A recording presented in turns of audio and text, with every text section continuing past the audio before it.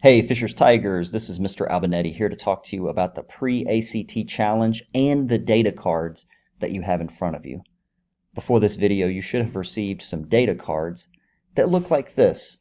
In this video, I want to explain what all these numbers mean and how you can prepare, how you can get your mind ready for the pre-ACT. So first, we'll start here. You can just write your name on the card. After you take the pre-ACT, you'll get a card with your name on it. It's going to have your data in it, but right now you can just put your name there. And let me point you to here, the score 18.8. This was the average score of all of last year's freshmen. You see it says last year here.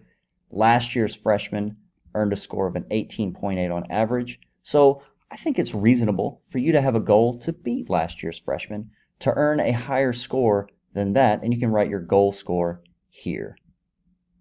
There's a back page with a lot more information. Let me explain all this information.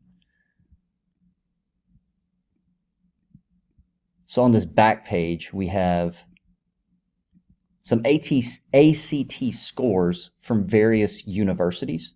So we have some from Harvard University, Purdue, IU, Butler, and a lot of the schools here in Indiana, some of the larger schools.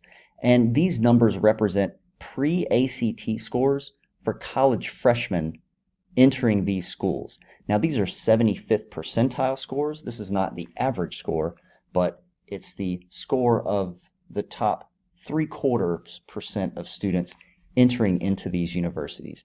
If you were to earn an ACT score, when you take the ACT in a couple years, if you were to earn a score below one of these, let's say you earned a 26 and you want to get yourself into Butler, you still could, but you make yourself more competitive if you're earning a score in this range for these various universities.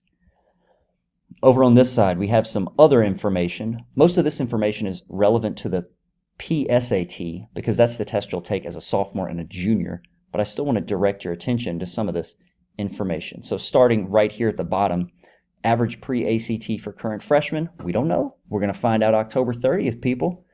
For the class of 2022, the sophomores, this is a score they earned as freshmen last year. For the current junior class, this was the average PSAT score they earned last year, and this is the average PSAT score that seniors earned when they were juniors. We have a PSAT mudsock. No word on the scores for the pre-ACT from HSC, but here's the PSAT mudsock. And then these standardized tests that you take often come with scholarships. Now, next year's tests, the PSAT, comes with a number of scholarships. Students who earn high scores can get full rides to places like University of Alabama, University of Kentucky. So you're going to take this pre-ACT, you're going to take the PSAT in future years. We just want you to do your absolute best to get your mind ready for these tests. In addition, we have a little bit of a challenge. Word on the street is that Mr. Urban's going to provide dessert for students who reach this achievement goal. So anyone who beats last year's freshman score is going to receive a reward. And I've heard the reward is dessert related. So here's a possibility. This could be the dessert that all the freshmen will earn if they beat last year's score. It just happens to be a $1,000 dessert that they serve in this exclusive New York restaurant. I don't think the school can afford to provide this dessert to all the students. So, you know, it's probably going to be something more like this. That does look delicious, doesn't it? Either way, we want to see you do your absolute best on the pre-ACT, and we hope that these data cards just give you more information about the test. Good luck on it, and have a wonderful day, Tigers.